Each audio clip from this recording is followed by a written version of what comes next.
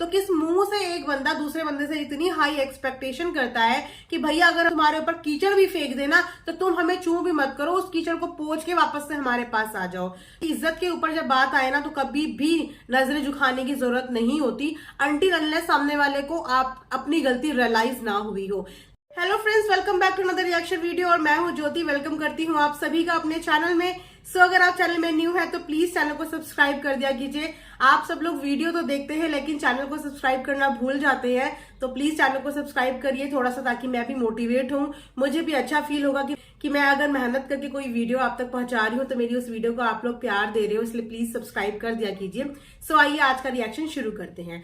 दोस्तों, जैसे कि आपने थोड़े दिन पहले हमारी सरोज भाभी का एक वीडियो देखा था, एक कमेंट वाला वीडियो, जिसमें उन्होंने बड़ा भड़कते हुए हर कमेंट का जवाब दिया।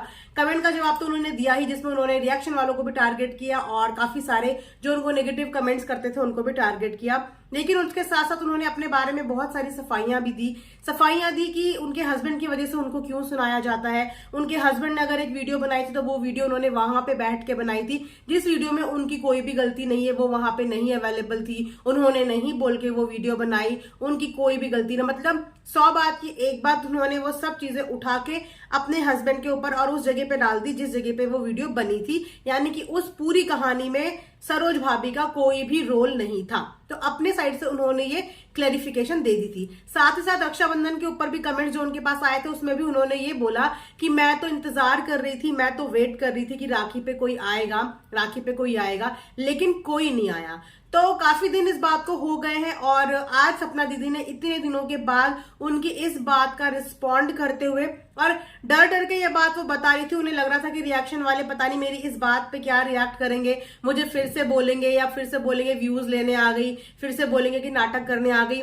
तो सबसे पहले मैं आपको एक बात क्लियर कर देती हूँ सपना दीदी, कि अगर आप किसी भी चीज पे सच्ची हैं तो आप रो के उस चीज को मत प्रेजेंट करो। जिस तरीके से आपने आज अपने लिए स्टैंड लिया ना, एक बुलंद आवाज में, एक सॉलिड आवाज में, इस तरीके का स्टैंड लो। अगर आप कहीं पे सही हो, आप कहीं पे गलत नहीं हो। बार बार आंसू बहा के सिंपैथी करके आप अपने लिए कभी भी खड़ी नहीं हो पाएंगी, और आपको इतने दिन तक सोचने का टाइम लेने की जरूरत ही नहीं थी। अगर आपको लग रहा था कि किसी के स्टेटमेंट की वजह से, आपके परिवार के किसी बंदे के रॉन्ग स्टेटमेंट की वजह से आपको सुनना पड़ सकता है या आपको सफर करना पड़ सकता है, तो आपको उसी समय वहां पे आके अपने लिए स्टैंड ले लेना चाहिए, विदाउट एनी थॉट कि मेरे लिए कोई रिएक्शन वीडियो क्या बनेगी या मेरे लिए कोई रोस्टर क्या बोलेगा। ये आपकी अपनी पर्सनल जिंदगी है जिसके लिए आपको अपने आप खड़ा होना पड़ेगा।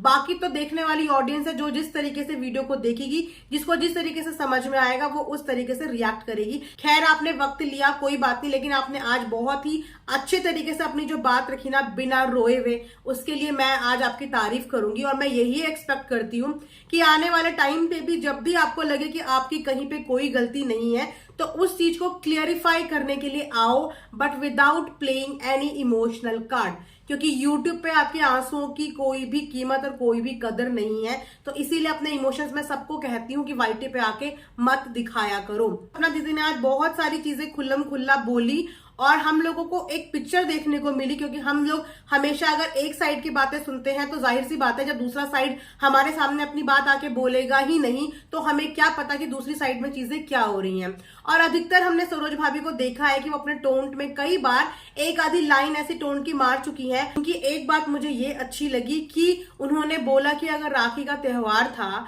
तो सरोज भाभी इंतजार क्यों कर रही थी, किस उम्मीद में इंतजार कर रही थी, कैसे बहन, मतलब एक बहन जिसके ऊपर आपने सोशल मीडिया के सामने इतना बड़ा इल्जाम लगा दिया हो और एक बार भी आके उस इल्जाम के लिए आपने ये नहीं बोला कि हमने गुस्से में बोल दिया, हमसे गलती से बोला गया, आपने ऐसा कोई भी स्टेटमेंट नहीं दिया। जिस बहन को मनाने की आपने कोशिश नहीं करी, जिस बहन के साथ पैचअप करने की आपने कोशिश नहीं करी, जिस बहन को फोन नहीं किया, जिससे मिलने नहीं गए कि चलो गलती हो गई रफा दफा करो मैटर, आप राखी के दिन उस बहन से कैसे एक्सपेक्ट कर सकते हो कि वो सब चीजें भुला के राखी बांधने के लिए आपके घर बेशर्मों की तरह आ जाए, क्योंकि आपने बहन की इज्जत तो रखी नहीं। और एक्सपेक्टेशंस, ओ माय गॉड, मतलब एक्सपेक्टेशंस इतनी हाई। अरे रिश्तों में नाराजगी होती है तो मनाया भी तो जाता है। पहली बात तो हम यहाँ पे किसी का घर या किसी के रिश्ते तोड़ने के लिए तो बैठे हुए नहीं है। हम सबको यही बोलते हैं कि भैया अपने घर के मुद्दे घर पे सॉल्व कर लो। ऊपर से अपना पल्ला झाड़ते हुए सरोज भाभी ने उस दिन बोल दिया कि मैं तो इंतजार कर रही थी, वो लोग नहीं आए, हमारे घर में कोई त्योहार नहीं मने। मैं लिटरली इस बात पे ना बोलने वाली थी, फिर मैंने कहा छोड़ यार, दे बोलने दो। लेकिन अगर आज सपना दीदी ने आके बोला है तो मैं ये बात बोलूंगी कि उनकी ये बात भी बिल्कुल सही है कि कोई भी सेलिब्रेशन करने में सरोज भाभी ने कोई कसर नहीं छोड़ी। इनफैक्ट उनका तो हंसता खेलता पूरा परिवार उनके साथ था। और साथ ही साथ सपना दीदी ने एक छोटी सी हिंट दी, आई डोंट नो कि इस हिंट में कितनी सच्चाई है। उन्होंने बोली कि कालू भैया लास्ट राखी में भी नहीं आने वाले थे, तो दैट मीन्स कि राखी का त्योहार इन लोगों के लिए इतना इंपॉर्टेंट है ही नहीं, रिश्ते इतने ज्यादा अच्छे हैं ही नहीं जितना कैमरे के आगे दिखाए जाते हैं। और ये दिखाया जाता है कि हमारी बहनें हमसे मिलने नहीं आई, या भाई कहते हैं हमारी बहनें हमसे मिलने नहीं आई, या बहनें कहती हैं हमारे भाई हमसे मिलने नहीं आए। तो रिश्तों के बीच में ना वो प्यार नहीं है।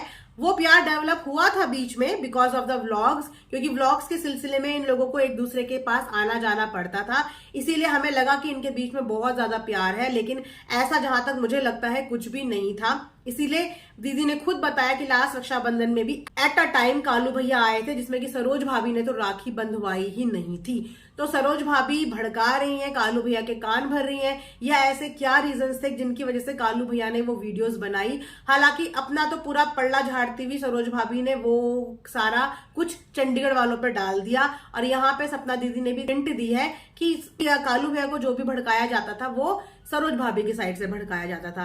अब आप खुद देख लीजिए कि बातों में कितनी सच्चाई है, कौन सच्चा है कौन झूठा है, क्योंकि इतनी सारी कंफ्यूजन क्रिएट हो जाती है। अगर हम एक जने की बात सुनते हैं तो हमें लगता है कि यार ये सच बोल रहा है, जब हम दूसरे की सुनते हैं तो हमें लगता है कि ये सच बोल रहा है। लेकिन यह सब हमारे सामने दोनों ही कहानी के पहलू है। ये सोशल प्लेटफॉर्म है, आप भी व्लॉगिंग करती हो, वो भी व्लॉगिंग करती हैं, तो अगर आपके ऊपर अपनी व्लॉगिंग के जरिए कोई बात रख रहा है तो अपनी बेधड़क अपनी बात को क्लियर करो बिना रोए हुए, क्योंकि रोना आपको कमजोर बनाता है और एक माँ कभी भी कमजोर नहीं होती। ठीक है, तो अपनी बात क्लियर रखो।